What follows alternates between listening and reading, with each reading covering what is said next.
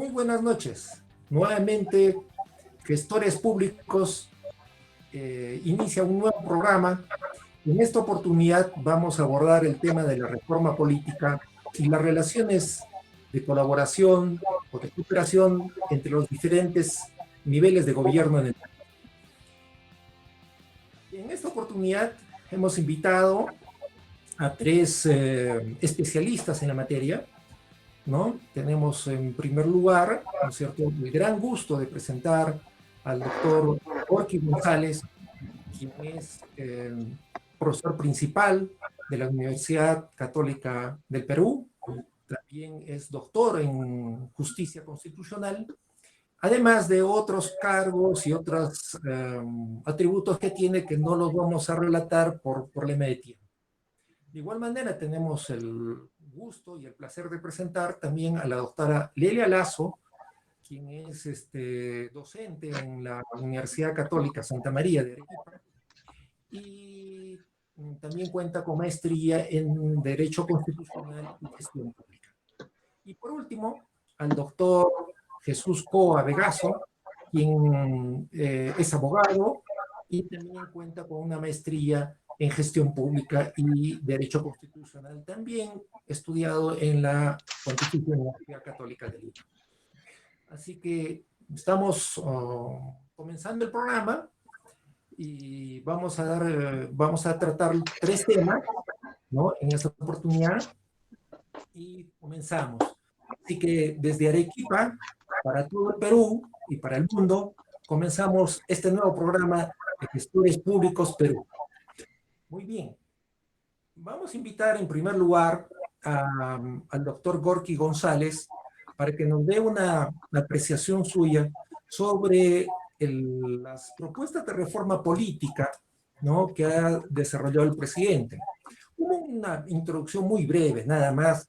Debo mencionar que el país asistió a un referéndum, ¿no?, hace 2 años atrás, en virtud del cual se votaron cuatro temas, ¿no? 3 se aprobaron y 1 se rechazó.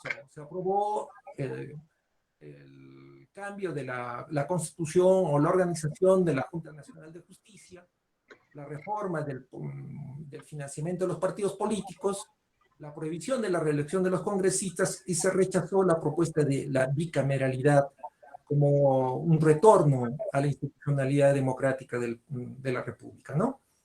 Y luego después el presidente ha formulado varias propuestas de reforma política, ¿no?, que están en debate, y por eso queríamos conocer en primer lugar la opinión del doctor Gorky González, cómo él observa, ¿no?, esta propuesta de reforma política que ha hecho el presidente, y si es que estas propuestas de reforma política son suficientes para lo que necesita el país. Doctor Gorky González, lo escuchamos, por favor, y muchas gracias por la aceptación y a la invitación que le hemos hecho. Bueno, muchas gracias por este espacio que entiendo se está gestando se está gestando recientemente, ¿verdad? Y bueno, me permite estar en contacto con amigos de toda la vida y con paisanos. Yo creo que esta es una gran oportunidad precisamente que se ha abierto en el contexto de este proceso de la crisis que estamos enfrentando en el mundo. A ver, para entrar en materia, yo diría que hemos agarrado el problema o hemos enfrentado el problema como como no se debería hacer. Yo creo que las cosas hay que ponerlas de pie y me parece que ahora están de cabeza. Casi casi en los términos de Marx. Eh, el punto es que el Estado y el orden jurídico y político funcionan para generar condiciones que deben hacer posible la convivencia de la comunidad y de sus integrantes. En consecuencia, lo que hay que hacer, en primer lugar, es generar condiciones para que los miembros de la comunidad, o para que la comunidad y sus integrantes, estamos hablando de un país diverso y plural como el Perú, lo que hay que hacer es garantizar precisamente la existencia de aquello que resulta siendo fundamental y el objeto por el cual se crea el Estado y el derecho. Y me estoy refiriendo a los derechos fundamentales.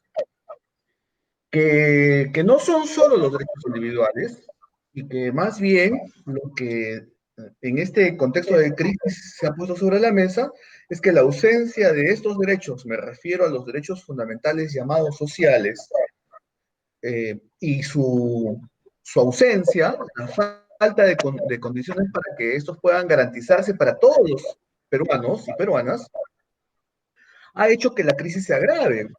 Me refiero a la ausencia del Estado durante toda la historia republicana y a la precariedad generada por el modelo de los últimos 30 años, la precariedad institucional y estatal, que produce esta suerte de anomia respecto de lo que hace posible la convivencia para la comunidad y sus miembros. Entonces, me parece que el problema tendría que haber sido abordado a partir de generar condiciones que hagan posible el desarrollo de los derechos sociales, salud, educación, vivienda.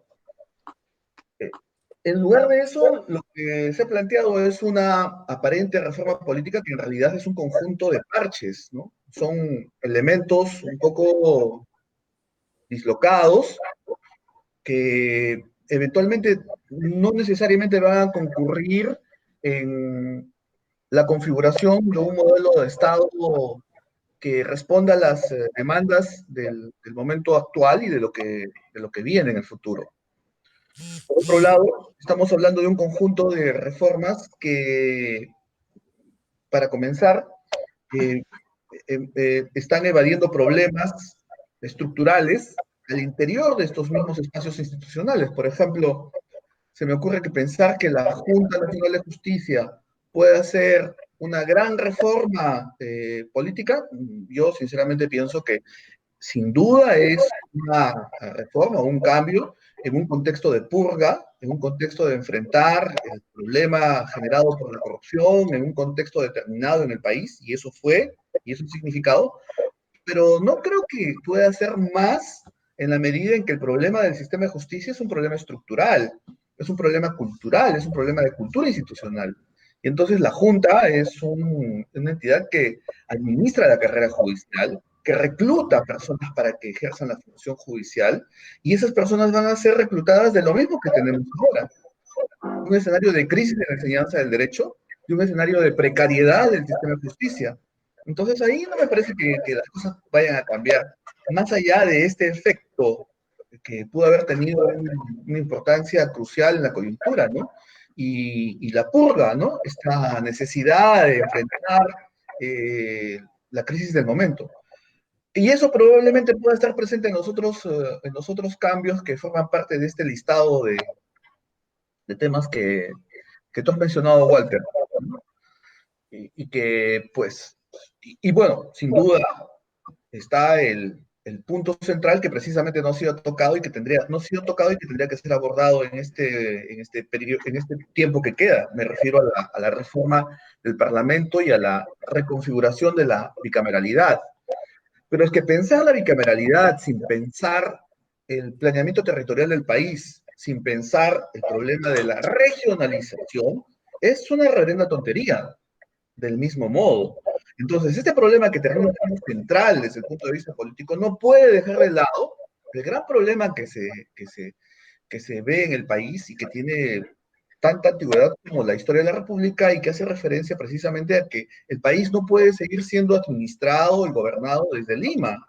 Es decir, estamos hablando de un gobierno colapsado, precario, que no mira el país sino a partir de lo que ocurre en San Isidro, en Miraflores o en alguna parte de la ciudad capital.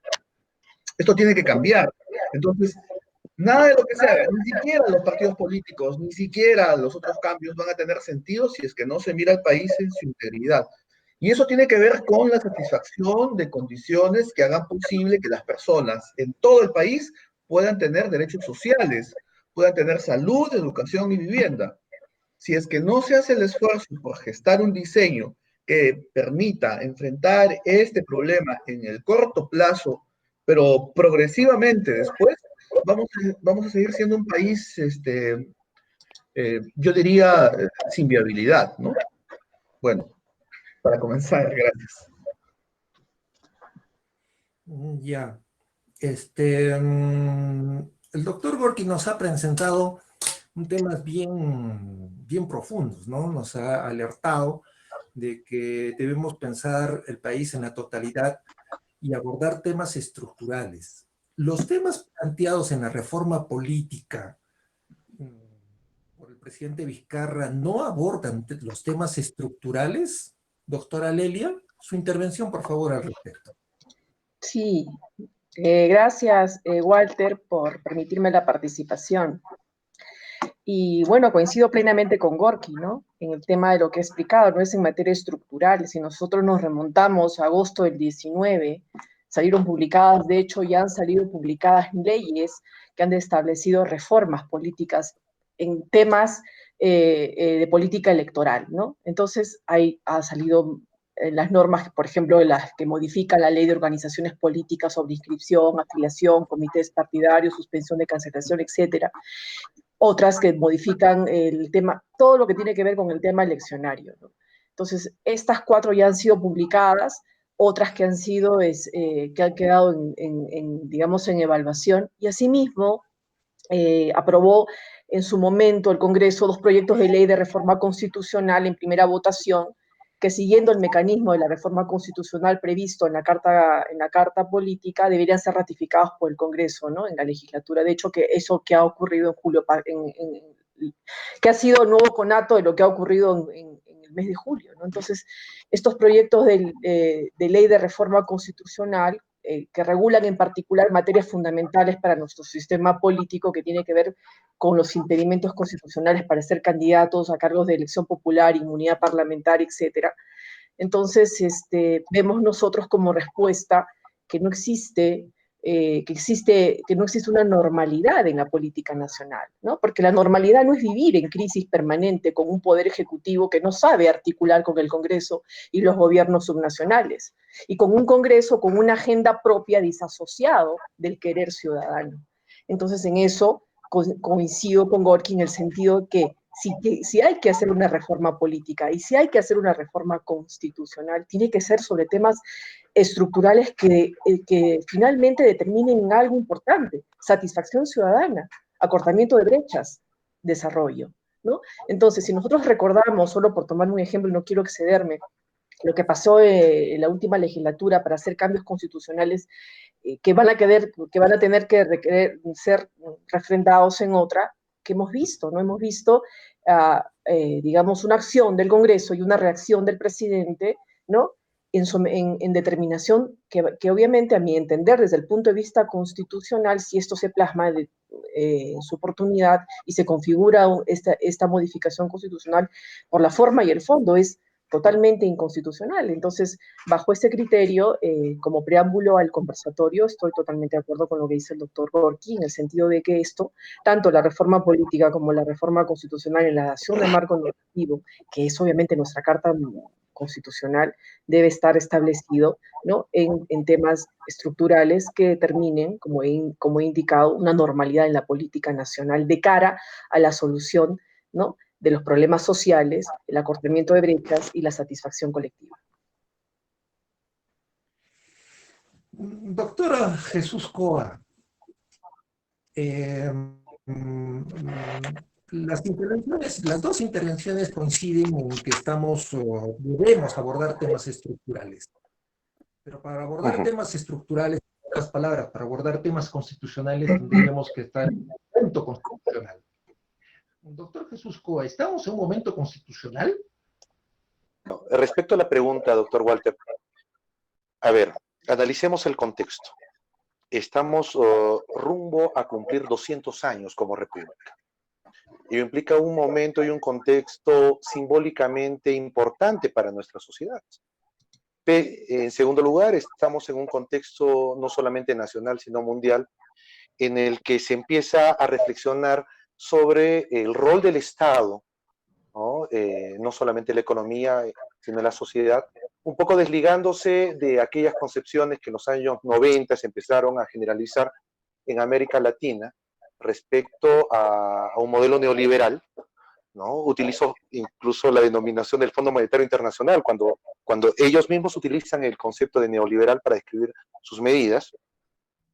Y estamos en un momento en el que se empieza a reflexionar sobre la importancia y la revalorización de lo público. Y un año previo a elecciones. Yo creo que sí, hay condiciones para hablar, por lo menos, de una nueva constitución. Dentro de este contexto de nueva constitución podemos pensar en alternativas como una reforma constitucional, ¿no? Podemos pensar en alternativas como un nuevo texto normativo, pero sí creo que, en resumen, hay circunstancias que ameritan efectivamente pensar en transformar esta constitución y traer un nuevo pacto social que integre a todos los peruanos. El contexto mundial así lo dicta, nuestro contexto nacional. No en vano, nuestro país encabeza a nivel mundial el número de muertes por cada 100.000 habitantes. Y ese es un gran demérito. Y es que efectivamente, y coincido con los colegas que antes señalaban, de que hay cuestiones estructurales que requieren ser abordadas. Desde esa perspectiva, yo agregaría algunos aspectos, ¿no? Uno, tenemos que discutir sobre el rol del Estado. Esta mañana me levantaba y leía la página de la BBC y me encontraba con una noticia bastante llamativa, pero que también nos conlleva a la reflexión. El titular era: los ultrarricos piden a sus gobiernos pagar más impuestos por la crisis del coronavirus. El contexto nuevamente nos trae una situación bastante singular, porque si es que los ultrarricos están pidiendo tributar más, es que efectivamente la desigualdad a nivel global ha pasado a ser un problema. El coeficiente Gini hoy día se está consolidando como una unidad que nos permite repensar una sociedad en la que es necesario acortar esas brechas sociales. La pregunta sale a la luz. El actual modelo de subsidiariedad del Estado, ¿no? En el que el Estado solamente interviene cuando la empresa privada no quiere o no puede hacerlo, ¿es suficiente para nuestra sociedad en el actual contexto? Nuestro sistema de salud, por ejemplo, está viviendo, creo yo, una de las peores crisis debido a esa lógica en la que el Estado ha retirado su participación a efecto de buscar priorizar el interés de los particulares para fomentar mercado antes que priorizar el atender el derecho a la salud. Y pese a que este año se denomina año de la universalización de la salud, nos damos cuenta de que lo único que estamos haciendo, lo único que está haciendo este gobierno es buscar parchar aquellos defectos en los que hemos caído desde hace 20 o 30 años atrás. Otro de los elementos que creo que debe incorporarse a la discusión es la importancia de la reforma electoral, porque efectivamente podemos hablar de una constitución formal que fortalezca el rol del Estado, que permita cerrar las brechas sociales a nivel de educación, a nivel de salud, que incluso de un mayor rol protagónico a la participación pública, ya no hablo solamente del Estado, ¿no? En un modelo económico que incorpore, por ejemplo, la asociatividad privado-estatal, pero si es que no tenemos adecuados representantes, una representación que esté a la altura de las circunstancias, esto va a venirse por los suelos. Los escándalos de Odebrecht, los escándalos que están saliendo a la luz a partir de las investigaciones de la Fiscalía brasileña y que hemos trasladado a nuestro contexto, nos demuestran que los partidos políticos lamentablemente han sido corrompidos por la insanía de la corrupción y por la captura del Estado. Desde esta perspectiva necesitamos buscar pulcritud al momento de encontrar candidatos, y esto no solamente es cuestión de buena fe, no es solamente es una cuestión de ser buen ciudadano, ¿no? De que los buenos participen, porque si es que los buenos no participan, los malos se van a apoderar del sistema. No, no, no.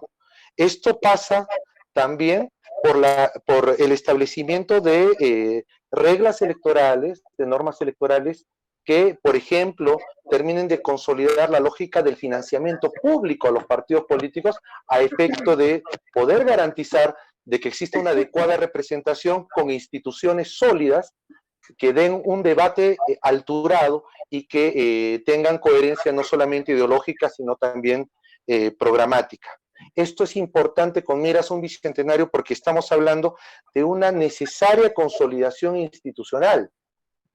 ¿Nos hemos puesto a pensar acaso en el riesgo que implica el contexto actual para la democracia, para los avances de la institucionalidad?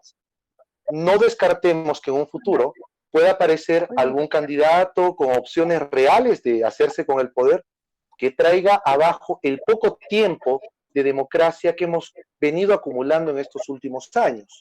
Y desde esa perspectiva es necesario consolidar institucionalmente nuestro país, afirmando una lógica para cerrar brechas, priorizando el rol del Estado, buscando o repensar el modelo actual económico y, como lo he mencionado, consolidar esta reforma electoral que no puede hacerse por partes. Hay que partir con una lógica de integralidad. Fernando Tuesta Soldevilla lo recalca en cada una de sus intervenciones. Lo que tenemos es buena voluntad o medidas o reformas que buscan parchar el problema sin enfocarlo desde una perspectiva global o integral. Muy bien. Hemos abordado temas bastante gruesos.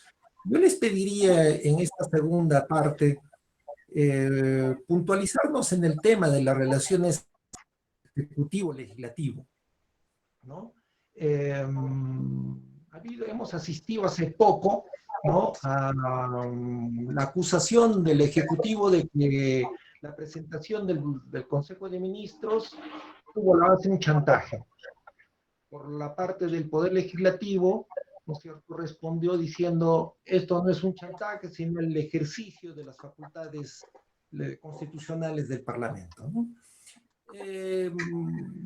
De ambos, ¿no es cierto?, hubo un choque, pero este choque no es nuevo, no es ya constante en el país. En la época de pandemia, debo entender, debemos entender que el régimen constitucional no está está en cuarentena. Lo que está en cuarentena es políticas que se llama de vida social, ¿no? Pero el régimen constitucional no está en cuarentena. Por tanto, en un estado de emergencia es posible y es normal que se mantenga una confrontación entre Ejecutivo y Legislativo, doctor Gorky González, ¿o cómo usted ve el problema frente a lo que hemos visto en el país? Bueno, ese tópico en particular me parece que no tiene nada de extraño. Hay una suerte de dramatización de lo que ha ocurrido y me parece que no tiene ningún sentido seguir insistiendo en que en una situación como la actual, en un contexto como el que estamos viviendo, pues el Ejecutivo y el Legislativo tendrían que llevarse de la mano como dos hermanitos, ¿no? Me parece que es una cosa que revela una absoluta falta de conciencia de lo que significa el funcionamiento de una estructura estatal, que además, en el caso peruano, tiene pues una serie de elementos que producen una crisis permanente, ¿no? Se me ocurre pensar que en algunos países con modelos parlamentarios, por ejemplo, el caso italiano, hace algún tiempo, esto era, y hasta hoy, la posibilidad de que el gobierno defeccione, que se cambie de gobierno, porque ellos tienen un parlamento dual, pero que el gobierno dimita es una posibilidad concreta y es posible que exista un gobierno que dure un mes o menos y no pasa nada. El país funciona porque tiene una estructura institucional que está pensando precisamente en que la crisis es un factor que produce una dialéctica que hace posible el desarrollo institucional, más allá de lo que se pueda ver desde afuera, ¿no? En consecuencia, lo que ha pasado me parece perfectamente razonable y además responde, creo yo, a la perspectiva planteada por el presidente Cateriano, el presidente de este gabinete que renunció, que, bueno, que finalmente no recibió el voto de confianza. porque no supo entender, o mejor dicho, tuvo una lectura, yo diría, isidrina del país, ¿no? Una lectura decimonónica, eso de plantear que la minería es una fuente o la fuente de riqueza y hay que cuidarla. Me parece que adolecía de una serie de perspectivas indispensables para una persona que está enfrentando precisamente una presentación de estas características, ¿no? Entonces ahí me parece que se dramatizó y bueno, lo que hemos tenido hoy es la continuación de la historia anterior, pero en otro tono. Un presidente militar en un gabinete integrado por 3 militares, lo que a mí sinceramente, lo digo personalmente, no me parece del todo sano. Eh, pero al margen de eso, que puede ser solo un prejuicio y que puede tener eventualmente un sentido solo retórico, que no lo tiene, en los hechos, el discurso que hemos tenido este día ha sido básicamente condescendiente. Y luego hemos tenido una respuesta condescendiente. En consecuencia, los grandes temas que seguramente no se van a solucionar de aquí a diciembre o de aquí a julio del próximo año, pero tendrían que haberse planteado, ¿no? Con una perspectiva crítica y realista de lo que hay que hacer y lo que se debe superar y lo que debemos enfrentar, pero es lo que no ha pasado hoy día, ¿no?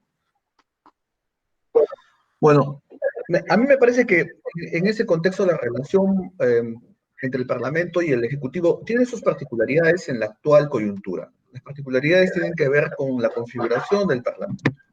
Bueno, para comenzar, es una asamblea legislativa, es un parlamento unicameral, con una serie de limitaciones institucionales y también personales, ¿no?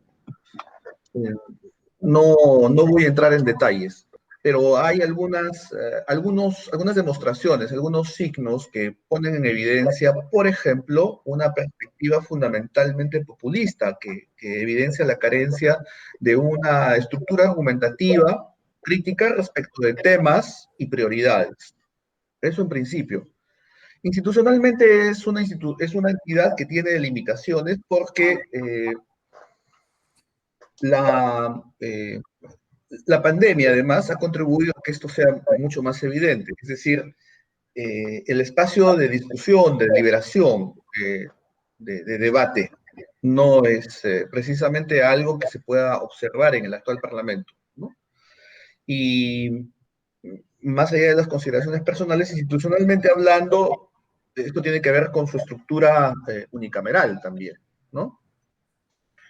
Y con la ausencia de un diseño interno que haga posible que sus comisiones funcionen de manera consistente, de manera profesional. Institucionalmente tiene que ver el hecho de que el Parlamento no cuenta con una estructura profesional, con cuadros profesionales al interior que contribuyan a dar continuidad al trabajo parlamentario una vez que cesa un parlamento. Independientemente de quienes vengan, esta estructura, esta burocracia parlamentaria debería darle continuidad. Esto no existe. Porque hemos asistido durante un buen tiempo a una práctica en virtud de la cual la burocracia parlamentaria era literalmente sustituida, ¿no? Por el Parlamento siguiente. Y lo poco que queda, bueno, va quedando de los regímenes que se van instalando y no estamos hablando de un conjunto de cuadros profesionales, ¿no? Básicamente estamos hablando de cuadros eventualmente políticos o de personas que estuvieron vinculadas por razones de débito político. Entonces tiene muchas limitaciones institucionales que hacen, yo diría, en conjunto difícil de realizar una labor articulada en términos constitucionales de control político, ¿no? Prueba de ello es que, bueno, además esto es histórico también, el trabajo de comisiones es un trabajo muy limitado. Las comisiones normalmente no terminan de manera satisfactoria y óptima sus informes. algunas comisiones construyen sus informes básicamente para generar instrumentos de venganza política. Eso es lo que ha pasado en las comisiones de fiscalización o en los grupos de trabajo orientados a este tipo orientados a enfrentar este problema. En consecuencia, no hay un trabajo en el Parlamento que permita pensar en la idea de que hay una relación articulada de contradicción, de control con el Ejecutivo, ¿no? Y por otro lado, el Ejecutivo tiene también tremendas limitaciones. Este Ejecutivo, el actual, está configurado por un presidente militar y luego por un grupo de ministros que, bueno, el problema constitucional radica en el hecho de que el Parlamento que pierde, o el gabinete que pierde la confianza, eh, plantea el problema de si debería generar la dimisión de todo el gabinete o solamente el presidente del Consejo de Ministros. Bueno, este es un problema que se planteó hace algunos meses y que el Tribunal Constitucional definió en los términos en los que los tenemos ahora. Entonces, en buena cuenta, solo dimite el presidente del Consejo de Ministros y lo demás termina siendo francamente anómalo. Eso de que no se le dé la confianza al gabinete y solo renuncie el presidente es una situación, desde mi punto de vista, anómala. Yo creo que todo el gabinete debería dimitir. Y lo que tenemos entonces es un gabinete conformado por ministros a los que se les da sin duda el tiempo para que demuestren cuánto pueden hacer, pero ya sabemos que sobre la base de un discurso que dice poco y nada, bueno, pues el control del Parlamento que se supone tendría que haberse hecho visible en el discurso de algunos parlamentarios, me refiero a los oradores principales, que han sido precisamente los representantes políticos de los grupos políticos, ¿no? Me parece que deja poco para la idea de que aquí va a haber un control como parte de la función que el Parlamento debe cumplir en un Estado constitucional. Gracias. Ya. Doctora Lelia, ¿qué piensas al respecto? Bien, estoy de acuerdo, más, sin embargo, sería importante además agregar algo, ¿no? Las relaciones institucionales entre los poderes del Estado, en este caso el Ejecutivo y el Legislativo, pues están construidas sobre una serie de elementos del sistema propio que tenemos, ¿no? Entonces, el sistema político peruano, pues, incorpora elementos de los sistemas parlamentarios en el sentido de tener, por ejemplo, facultades legislativas del presidente. Y ahí tenemos los benditos decretos de urgencia, ¿correcto? Y la legislación delegada.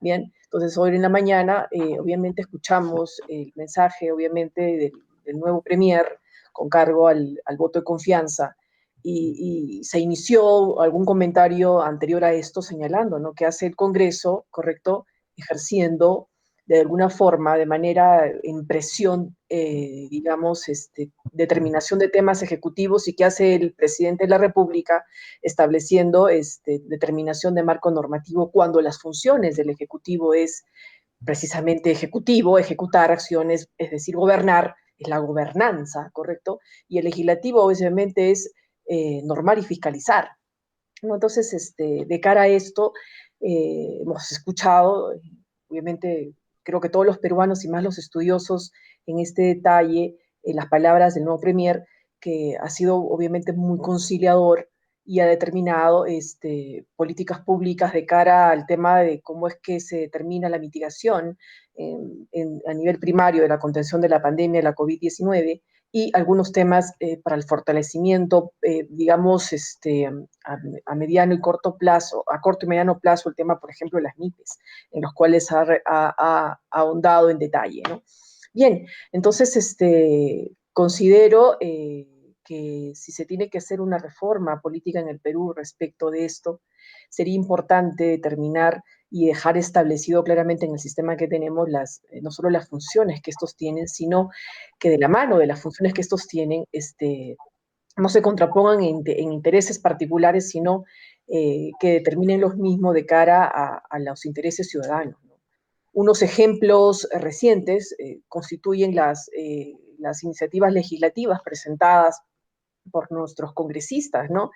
Estos congresistas electos que han sido, obviamente, que son los representantes de la población con cara a completar el mandato del quinquenio, ¿no? Entonces, ¿qué es lo que estamos viendo en detalle, ¿no? No pasan por el dictamen de las comisiones y las opiniones sectoriales, ¿no? Y especializadas, y llegan a la votación, ¿correcto? En una versión, como lo indiqué hace poco en un artículo publicado, en una versión estándar de las campañas políticas, ¿no? Una suerte de chacra a la olla, ¿no? Entonces, del meeting al hemiciclo, ¿no? Entonces, uno comprende que el voto, obviamente, siempre emocional, realmente favorece a quien efectivamente, no favorece a quien efectivamente, pues por capacidad, conocimiento y experiencia merece. Entonces, parte de la reforma política que tiene que haber en materia de elección sería la institucionalización de los partidos políticos de tal manera que no solamente sean vientres de alquiler, ¿correcto? Con expectativas electorales, ¿correcto? De cara a tener los candidatos con mayor representatividad o los más queridos, sino que sean formadores, ¿no? De ciudadanos que puedan acceder a estos cargos, pero de manera institucional, que representen el postulado de los mismos de cara al desarrollo, correcto, de lo que nosotros necesitamos en un Congreso que determine la acción de marco normativo y un sistema de fiscalización eficiente de cara a la acción de la gobernanza que tiene que hacer el Ejecutivo, porque el Ejecutivo lo que tiene que hacer es gobernar. Y en relación a esto, el rol, como lo señalaba Jesús hace un momento, el rol que tiene el Estado es un rol muy importante, ¿no? La pandemia del COVID-19 ha abierto, pues, el telón o el telón de las grandes deficiencias que tiene el Estado en materia de salud pública, ¿bien? Y en los índices de comparación, hoy escuchaba muy atenta el mensaje dado por el Premier, donde señalaba, pues, que nosotros como país no contábamos, no llegábamos a 400 camas UCI a nivel nacional. Entonces, obviamente, el cuestionamiento es dónde estaban los demás gobernantes de este país. Y si mañana viene un hecatombe en tema no solamente de salud, sino, por ejemplo, de hecho, y que es un tema latente, que es la seguridad ciudadana, ¿no? Que es un tema que ya se está viendo en la calle, ¿no? Entonces, ¿dónde han estado? ¿Dónde ha estado, obviamente, la gobernanza? ¿Dónde ha estado el Ejecutivo? ¿Dónde ha estado el Legislativo? Entonces, las reformas políticas de cara a ello, en el rol que cumple el Estado, pues tienen que ser importantes, tienen que ser trascendentales de cara al cambio, ¿correcto? Porque esto nos ha puesto en esta circunstancia cómo se determina y cómo es que estos poderes del Estado, dada esta coyuntura, reaccionan de cara, obviamente, a lo que tienen como marco constitucional, pero con un preeminente, obviamente, detalle de índole político. Es decir, no necesariamente determinado al tema de dar solución a alguna problemática per se, por ejemplo, el tema de la pandemia, de la COVID-19, sino apetitos de alguna, digamos, de naturaleza personal, y esto obviamente a nivel y totalmente, obviamente, institucionalizado y organizado, que no permite, obviamente, precisamente esa gobernanza que se requiere de cara a lograr los cambios estructurales que se requieren en nuestro país. Doctor Jesús Coa, su opinión sobre este aspecto que estamos abordando, las relaciones ejecutivo-legislativo, ¿cómo lo observas tú? Bueno, en principio la contradicción y la dialéctica es inherente al sistema democrático, ¿no? Cuando hablamos de democracia, hablamos de discrepancia, ¿no? Cuando hablamos de democracia, hablamos de tensiones. Desde esa lógica, lo único que hacemos cuando analizamos las relaciones entre los poderes es apelar a un check and balance, ¿no? La teoría de pesos y contrapesos. Por lo tanto, desde una lógica contrapuesta, el ideal, ¿no? ¿Cuál sería? Que el Poder Ejecutivo esté alineado al Congreso y el Poder Judicial esté sometido a ambos. Bueno, eso lo vivimos en la época de los 90, ¿no? Recordamos, teníamos un presidente que después se convirtió en autócrata o dictador, ¿no? Que tenía controlado el Congreso de la República, que subordinó además al Poder Judicial, que inhabilitó al Tribunal de Garantías Constitucionales y después al Tribunal Constitucional. Y bueno, todo iba bien, aparentemente todo estaba en armonía. Entonces, ese no es el ideal de una democracia. La democracia tiene que dar lugar a la discrepancia, la democracia tiene que dar lugar a que las mayorías puedan sentarse a dialogar con las minorías sin imponer, pero sí con la posibilidad de aprobar medidas mayoritariamente aceptadas sin avasallar los derechos de las minorías. Desde esa perspectiva creo que es inherente el conflicto y es necesario además. Sin embargo, y ahí viene el pero, existen algunas también circunstancias que creo que motivan el momento de confrontación actual. En principio, la carencia intelectual, académica y profesional de nuestros representantes y del cuerpo de asesores que los acompaña. El doctor Gorky ha señalado efectivamente, no existe carrera en el poder legislativo, ¿no? La carrera del servicio civil se está reclamando en todo el aparato estatal. Creo que el poder legislativo no es la excepción. Efectivamente, una burocracia formada, una burocracia que permita dar continuidad a los procesos democráticos es necesario, sí, efectivamente. Sobre todo cuando es necesario compensar aquellas carencias intelectuales, académicas y profesionales a las que me he referido antes, ¿no? Nuestros representantes lamentablemente no son los mejores. Otro elemento tiene que ver con la preeminencia de los intereses particulares o de grupo o de lobby que florecen o se manifiestan a partir de las decisiones legislativas. Me permito recordar la definición de Transparencia Internacional sobre corrupción. Transparencia Internacional define a la corrupción como el uso indebido del poder delegado para otorgar un beneficio a particulares o a uno mismo. Entonces, si analizamos lo que viene pasando en el Congreso, los lobbies, hasta hace poco era un negocio el hecho de poder postular al Congreso de la República, uno, para poder tener un acercamiento a los grupos empresariales, los grupos empoderados económicamente. En segundo lugar, era un chaleco antibalas que permitía a uno protegerse cuando afrontaba procesos penales, estaba siendo investigado, cuando estaba a punto de ir tras las rejas. Algunos congresistas que ya salieron, felizmente, unos excongresistas, son la mejor muestra de ello. Por tanto, disculpen que insista en el tema, pero la corrupción está institucionalizada y tiene una manifestación concreta y actualmente es uno de los elementos que también considero está atizando esta confrontación coyuntural entre ejecutivo y legislativo. Y hay otro elemento, que es que nos encontramos ante un año, es un año preelectoral finalmente, ¿no? Eso hace de que, por ejemplo, algunas bancadas pequen de populismo, ¿no? Adopten decisiones que en su momento debieran generar consensos más que urgencias, ¿no? Terminen saboteando algunas reformas, como por ejemplo el tema de la inmunidad, del retiro de la inmunidad parlamentaria, ¿no? Extendiéndolo de manera abusiva al resto de poderes del Estado, desprotegiendo a los magistrados, el Tribunal Constitucional, a los del Poder Judicial, incluso poniendo en riesgo la gobernabilidad al desproteger la figura de la presidencia de la República.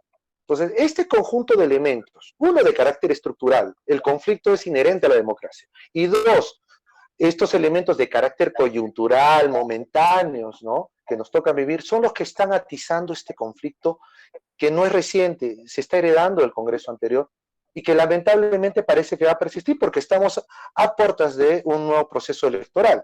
Quizás es necesario nuevamente ponerse a pensar en la posibilidad de desagregar las elecciones presidenciales de aquellas congresales, porque hasta el momento esta estrategia que hemos adoptado, que hemos incorporado, no está funcionando. ¿no? Bueno, solo eso como reflexión. Muy bien. Les agradecemos realmente las intervenciones bastante sustantivas que han desarrollado. En la tercera parte, yo les pediría que abordemos las relaciones ejecutivo con los gobiernos regionales y gobiernos locales. Les pediría que abordemos este tema porque en Arequipa, por ejemplo, ¿no? Ha sucedido una cosa bastante curiosa, por llamarlo de alguna manera. El gobierno, el responsable de la crisis del sistema de salud que tenemos es el Ministerio de Salud y el Poder Ejecutivo. Pero cuando en Arequipa nos encontramos una crisis total, no hay camas, no hay oxígeno, no hay medicinas y no hay médicos, a quien se recurre como salvador es al propio ministerio, al propio responsable de la debacle. Entonces, esa relación ejecutivo, gobiernos regionales y gobiernos locales, en la pandemia también la estamos apreciando en toda su magnitud. El doctor Gorky González comenzó también su intervención aludiendo a que Lima no es el Perú. Muy bien. Ese es un tema también de relaciones ejecutivo con los gobiernos regionales y locales. ¿Qué opinión tiene al respecto el doctor Gorky González, ¿no?, sobre este tema en particular? A ver, yo no soy un experto en regionalización y esos problemas, los problemas que están precisamente involucrados en este gran escenario de la regionalización, no me son muy cercanos. Sin embargo, tengo una opinión que podría partir más bien de la siguiente premisa. Lo que decía yo al principio, me parece que el problema ha sido, que los problemas en el Perú han sido enfrentados no viendo el país, como diríamos, de pie, sino de cabeza, ¿no? Y entonces, a mí me parece que hay un aspecto fundamental en toda esta discusión que no ha sido asumido porque es muy difícil enfrentarlo, pero sin embargo yo creo que es una de las claves. Creo que se presentó como una suerte de puerta falsa por la que todos entramos y era muy difícil negarse a pasar por esa puerta, porque quien lo hacía podía ser considerado como un apóstata, como un feligrés que insulta a sus propios dioses. Me refiero al artículo primero de la Constitución. El artículo primero de la Constitución del 93, en buena cuenta, reitera lo que ya la Constitución del 79 había señalado en líneas generales, y me refiero a la importancia que tiene la dignidad y la persona, porque dice algo así como que la persona y la dignidad son el fin supremo del Estado, todos tienen el deber de defenderla, etcétera, etcétera. Entonces hemos configurado un modelo político que gira en torno a la idea de la persona y de la dignidad, que es una noción, por cierto, muy vaga. Pero al margen de esta consideración, estamos hablando de una perspectiva fundamentalmente individualista, ¿no? Individualista, es decir, un Estado, un sistema político y jurídico que se gesta sobre la base de una premisa centralmente individualista. Luego, el correlato de este individualismo se lee, diría yo, en las libertades económicas, que son un aspecto muy importante en la Constitución del 93. Y ahí está lo que mencionaba Jesús a propósito de la subsidiariedad del Estado, que en realidad es una perspectiva que sitúa al Estado peruano en una postura inerme, ¿no?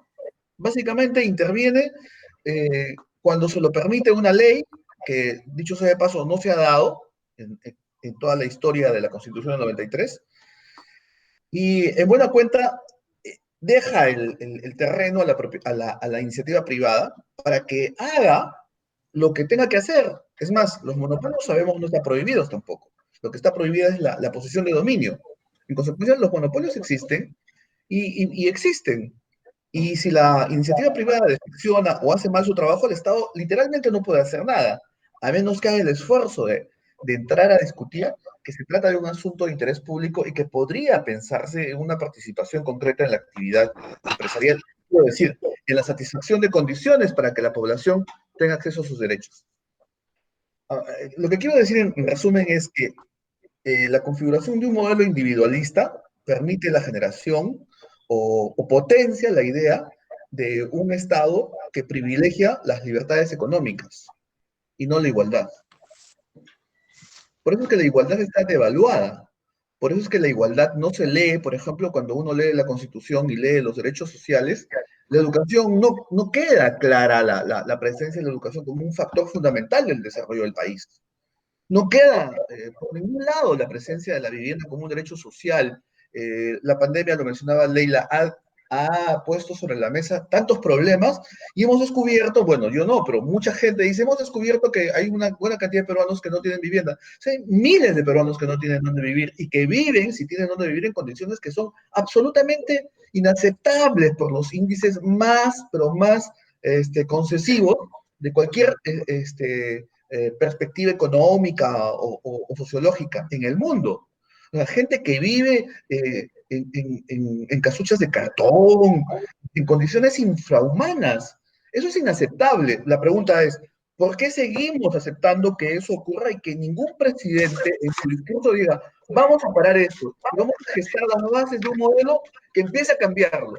¿Por qué seguimos hablando de friaje cuando sabemos que el friaje es una condición atmosférica que se vive como en cualquier país del mundo que tiene condiciones atmosféricas y que gesta recursos para lo que decía Leila, generar gobernanza, es decir, ¿cómo hago si yo sé que todos los años llueve aquí? Si todos los años llueve, tendré que tener, y voy a aceptar que la gente viva ahí, y la gente vive ahí, algo tendré que hacer para que la gente pueda vivir sin mojarse, sin morirse de resfriado. Bueno, algo tendré que hacer para que la gente deje de morirse en Puno, para que los niños dejen de morirse en Puno, para que sufran todo lo que tienen que sufrir.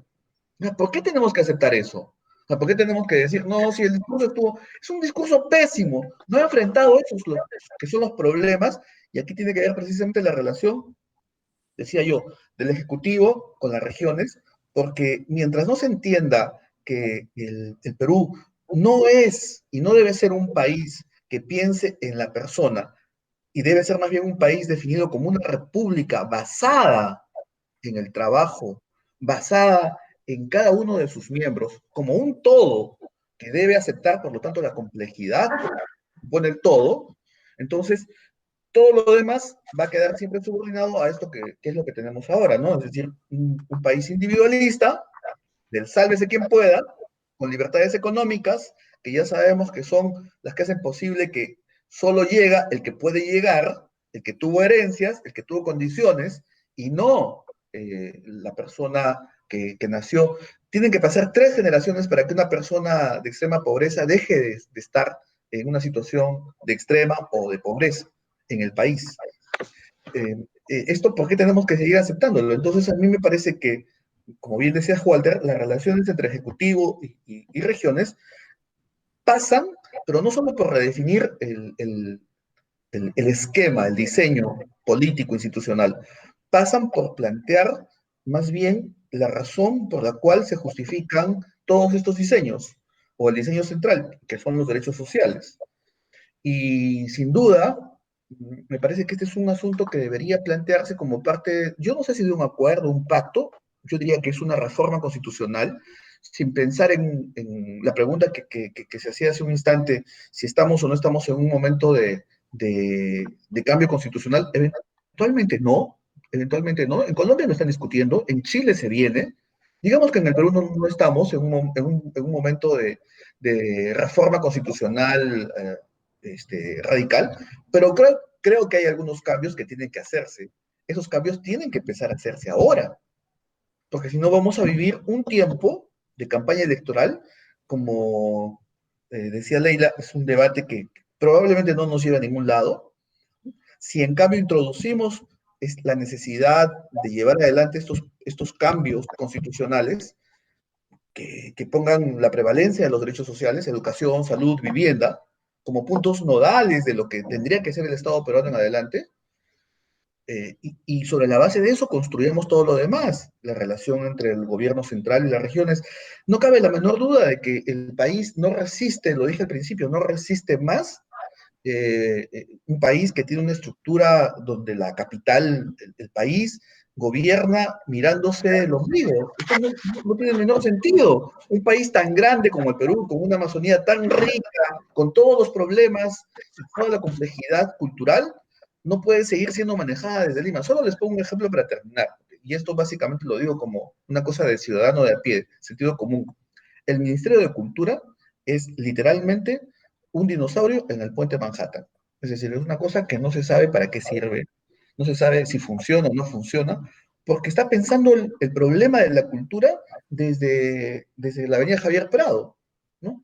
Y entonces, yo creo que es una clara manifestación de que el país va a continuar si es que no repensamos toda la estructura institucional relacionada con la regionalización que se quedó precisamente en el tintero en el gobierno de Alejandro Toledo.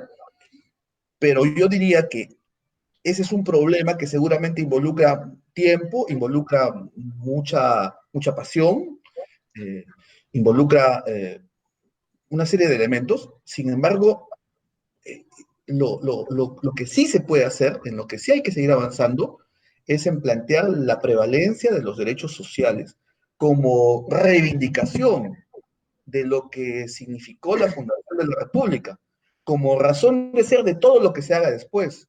Porque, como se ha dicho, hay que enfrentar las brechas, pero las brechas no solo se enfrentan con presupuesto, porque sin duda si damos más presupuesto se puede hacer algo por las brechas, ¿no? Las cosas tienen que cambiar para que el país sea viable, y esto involucra una transformación que debe verse desde la estructura constitucional, y por eso yo diría educación, salud y vivienda.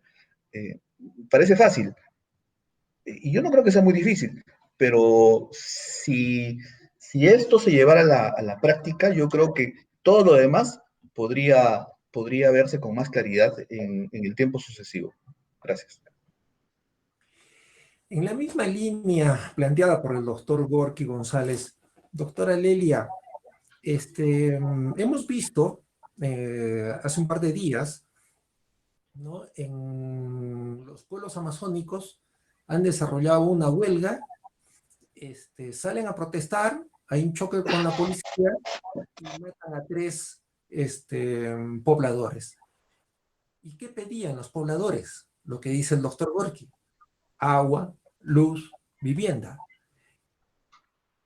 Porque ellos viven en el entorno, ¿no es cierto?, de donde están desarrollando las empresas petroleras y donde sacan millones de millones, ¿no? Y ahí encontramos otra vez el problema de la relación ejecutivo, ¿no es cierto?, gobiernos regionales. Más que gobiernos regionales, representación popular de los pueblos amazónicos, ¿no?, ante el gobierno nacional, ante el gobierno oficial.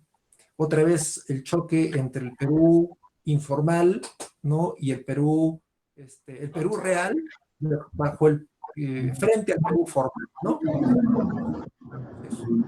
¿Cómo lo observas tú estas relaciones, doctora, entre el gobierno nacional y los gobiernos subnacionales? Gracias, Walter, por la pregunta. Bien, nosotros, o sea, todos sabemos que vivimos en un país, ¿no? Y que sabemos que este Estado peruano, si bien es un Estado unitario, asimismo es descentralizado, ¿no? Bien, se establecen pues 3 niveles de gobierno: el gobierno local, el gobierno regional, y ahí no me quiero detener porque ahí podríamos hablar del gran proyecto de regionalización, que en principio nació como una determinación de poder tener esa autonomía, no solo en el tema político de autogobernarse, sino también administrativo y económico, y no solo un tema de desconcentración de funciones o delegación de funciones con cara a las líneas, es decir, a lo que el gobierno nacional tiene establecido como líneas de acción. Entonces, si nosotros sabemos que nuestro país es un Estado unitario y descentralizado, es decir, una sola entidad que tiene deberes comunes y persigue metas compartidas, como el bienestar general o la protección a las personas, obviamente es importante detenernos en estos 3 niveles de gobierno. Entonces nos hacemos una gran pregunta, ¿no? ¿Quiénes son a priori los que tienen a la mano o de manera cercana la problemática pública de sus comunidades o de sus poblaciones, sino son los gobiernos municipales, ¿no? Entonces, los gobiernos municipales conocen a priori los problemas sociales que tiene su comunidad, su población. Y los gobiernos regionales, así, y llegamos al Ejecutivo. ¿Qué es lo que está ocurriendo? Y es lo que siempre hizo, y eso ha ocurrido siempre, ¿no? Si bien está establecido muy bonito en el marco constitucional el tema de la descentralización, nos preguntamos, ¿se cumplen las reglas de la descentralización? Es decir, ¿existe una transferencia ordenada de competencias públicas del gobierno nacional a los gobiernos regionales y locales? 2, ¿existe una adecuada redistribución de los recursos del Estado entre los 3 niveles de gobierno? Que debe ser, obviamente, el objetivo la promoción del desarrollo eficiente y equitativo del territorio nacional. ¿Existe un desarrollo económico, digamos, autosostenible y promoción de la competitividad que deben de tener los gobiernos locales y los gobiernos regionales de nuestro país? ¿Existe la participación y la fiscalización por parte de la ciudadanía? ¿Se determina, asimismo, la adecuada participación ciudadana?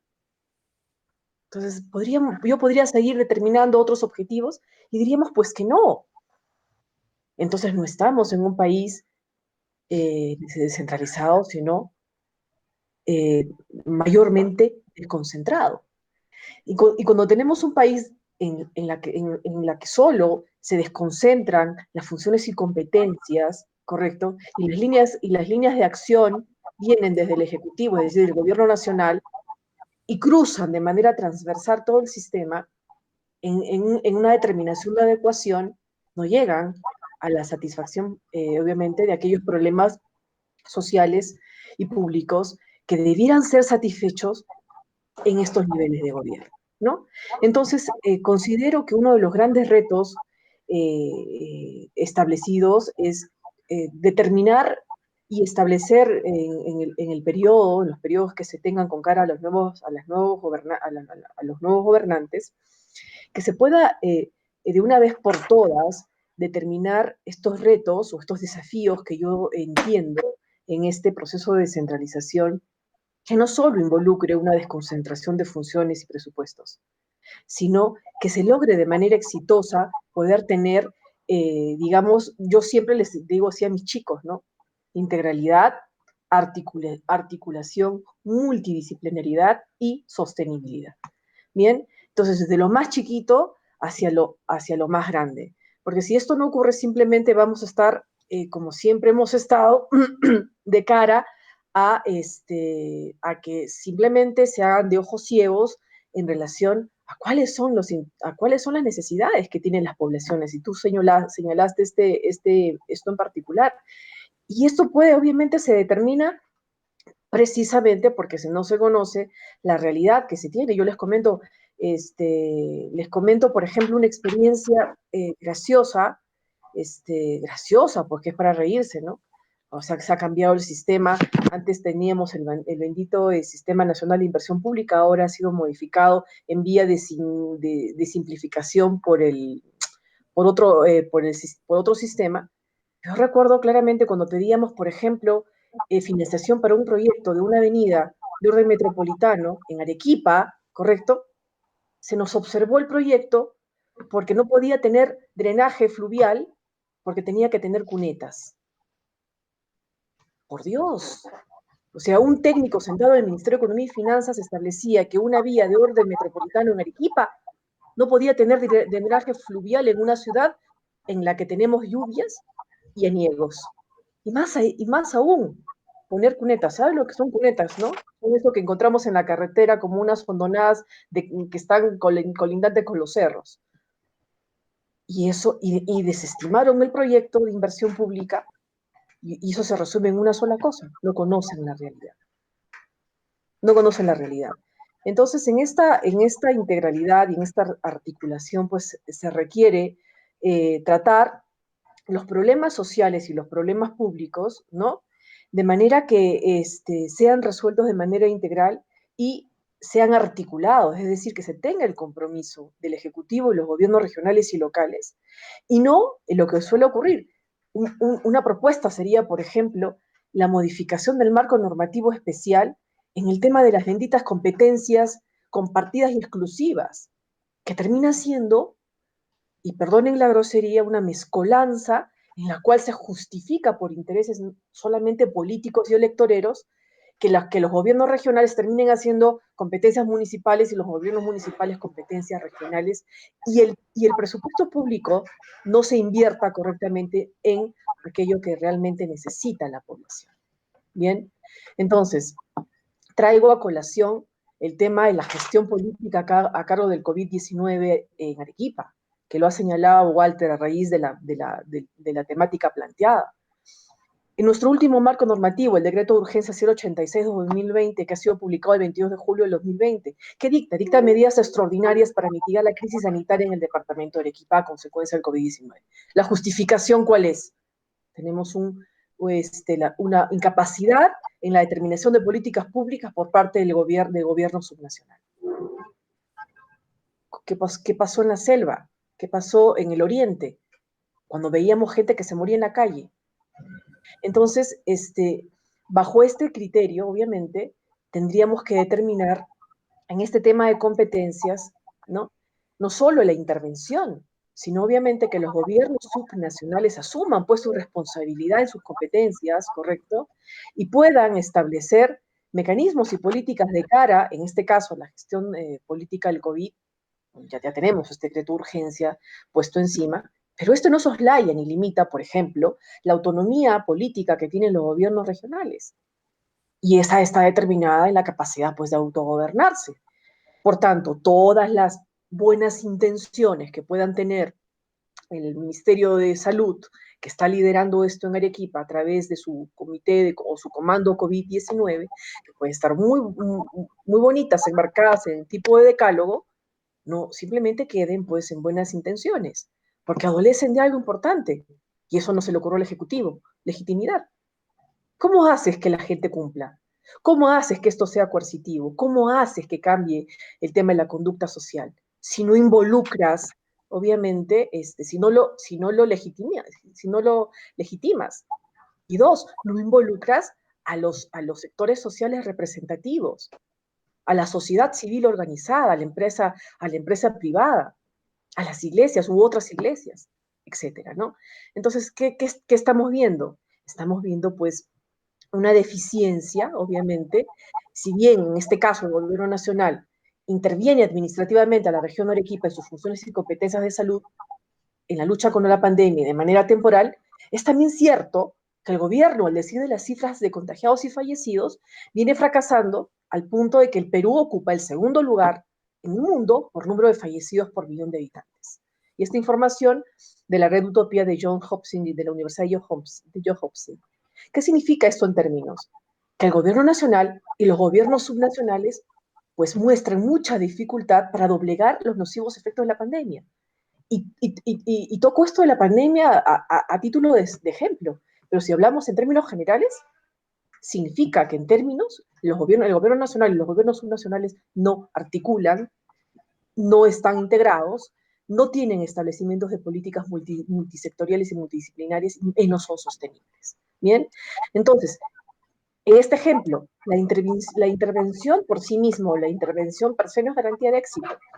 Entonces es fundamental que el Estado actúe articulada integralmente y en nuestro caso que exista una alianza sólida y estratégica entre el Estado y sus niveles de gobierno, las Fuerzas Armadas, la Policía Nacional del Perú, la empresa privada, la sociedad civil organizada. Bien, entonces si se da esta confluencia de sinergias para derrotar este enemigo invasor silencioso e invisible que está matando a nuestra población, se podrá de alguna manera poder mitigar o poder de alguna forma mitigar la gran problemática que existe. Pero se toma el tema del COVID como un tema obviamente que es muy grave, que es vigente y que está matando gente. Pero no solamente es eso, ¿no? Nosotros como país debemos determinar que también el Ejecutivo, gobiernos subnacionales desarrollen políticas públicas de cara al mejoramiento del sistema educativo y el tema de la seguridad pública y la seguridad nacional. Y no me estoy refiriendo al tema a temas de que tengamos problemas ahora, digamos, de seguridad nacional con relación a nuestras fronteras, sino con relación a la inseguridad ciudadana que existe. Bien, entonces, si esto en principio no termina en el futuro de resolverse, ¿correcto? Vamos a seguir en la forma en la que estamos, sin tener la posibilidad de que las ciudades puedan desarrollarse y puedan mejorar su condición y mejorar pues su condición de vida y por ende su desarrollo. Gracias. ¿Cuál es su opinión al respecto, doctor Jesús Cova? Bueno, creo que los que me han antecedido ya han descrito bastante bien una posición que comparto, suscribo. Así que me voy a permitir compartir una experiencia. Cuando algunos años atrás conversaba con algunos amigos sobre la importancia o no del modelo de descentralización. Por allí salía la alternativa de otros modelos de gobierno, el caso de Francia, por ejemplo, donde tenemos un modelo desconcentrado, donde en su momento el estado de bienestar garantizaba, por ejemplo, la salud y el acceso total a la población a un sistema que era eficiente, ¿no? Entre otras cosas. Y yo me preguntaba, ¿y por qué insistir en un modelo descentralista si tradicionalmente a lo largo de la historia el Perú ha funcionado a partir de los dictámenes de Lima? Y esto a partir del virreinato, república, se ha ido consolidando a través del tiempo. Y poco a poco he logrado entender, o he asumido, que en realidad el modelo descentralista que está plasmado en la Constitución, ojo, estamos hablando de un mandato constitucional, de la forma de gobierno, artículo 43 de la Constitución, en realidad implica una vocación de afirmación de lo que ha señalado el doctor Gorky, que es el principio de igualdad. Porque estando en una sociedad peruana muy disímil, donde incluso algunos se atreven a señalar que somos un Estado plurinacional, ¿no? Donde tenemos diversas realidades, tanto a nivel geográfico, etnográfico, idiomático. Pensar en una lógica donde la capital pueda establecer políticas de gobierno y extenderlas bajo una concepción homogenizante, en realidad termina siendo vulneratorio del derecho a la igualdad, del derecho al reconocimiento, a ser distinto por parte del resto de peruanos. Esto, por ejemplo, se ve reflejado cuando, no sé si de forma peyorativa o inconsciente, hablan de Lima y las provincias. ¿De dónde eres? Ah, soy de Arequipa. Ah, eres de provincia, ¿no? Es básicamente establecer una barrera entre la capital, ¿no? Y el Perú profundo, ¿no? El interior. Y es que en esta concepción lo que estamos haciendo es simplemente reflejar de que, bueno, existen por lo menos dos concepciones. Una, la concepción de que el Perú debe ser gobernado bajo una lógica técnica, profesional, moderna, que curiosamente es la que coincide con el enfoque capitalino, ¿no? O inclinarse por una lógica destructiva, inmadura, retrasada, ¿no? Absurda, ¿no? Premoderna, que sería básicamente la lógica de los provincianos, ¿no?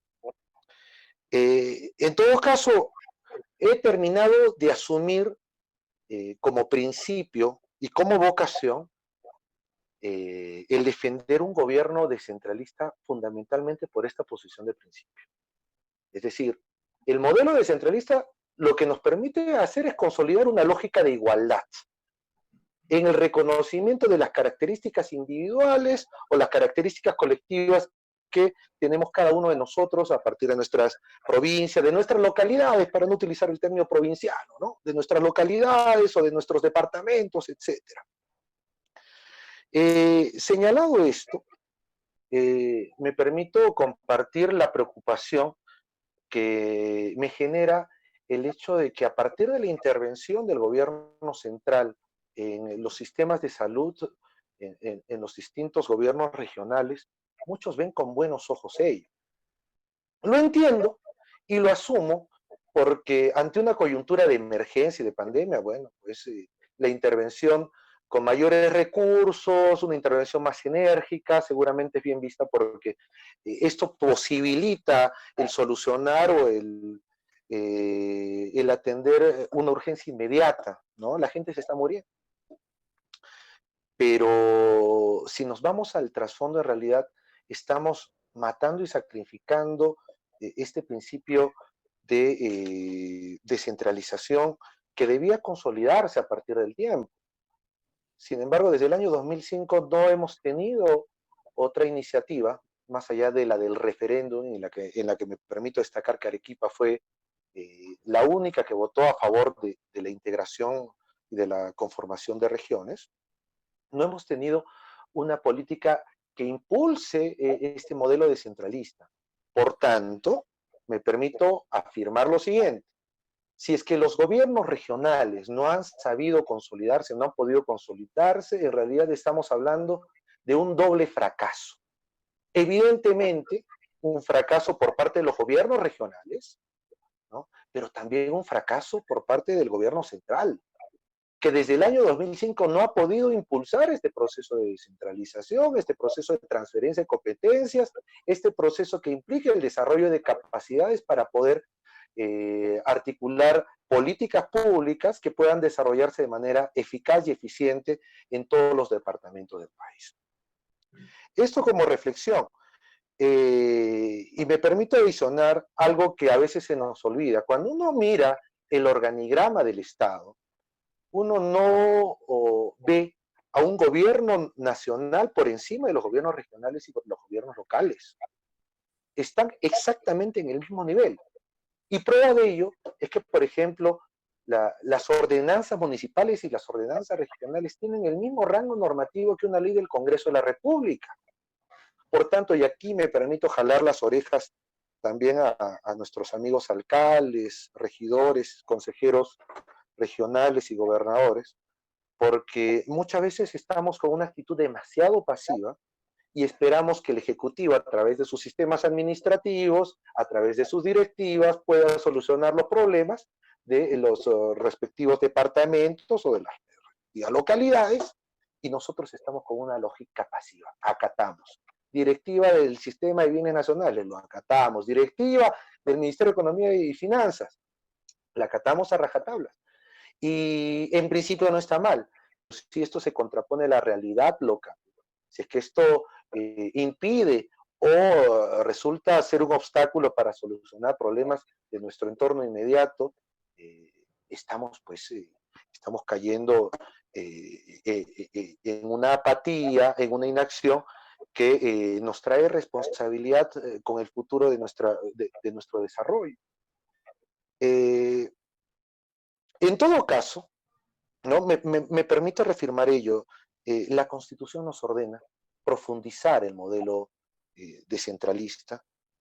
Es una forma de consolidar la lógica y el derecho a la igualdad, y es una lógica también de dar voz a aquellos que no tienen representación en la capital. Por tanto, es una obligación, creo yo, de todos los peruanos, no solamente los que vivimos en provincia o en el interior del país, impulsar este proceso y no permitir, ¿no?, a través de nuestra pasividad, que las intervenciones del gobierno sean vistas como la panacea o como el fracaso de un modelo que ha recibido muy poco apoyo, que, reitero, desde el año 2005 no se ha profundizado y que debe ser en todo caso una de las metas pendientes con miras a los próximos años y con miras al bicentenario. Eso es todo por mi parte, doctor.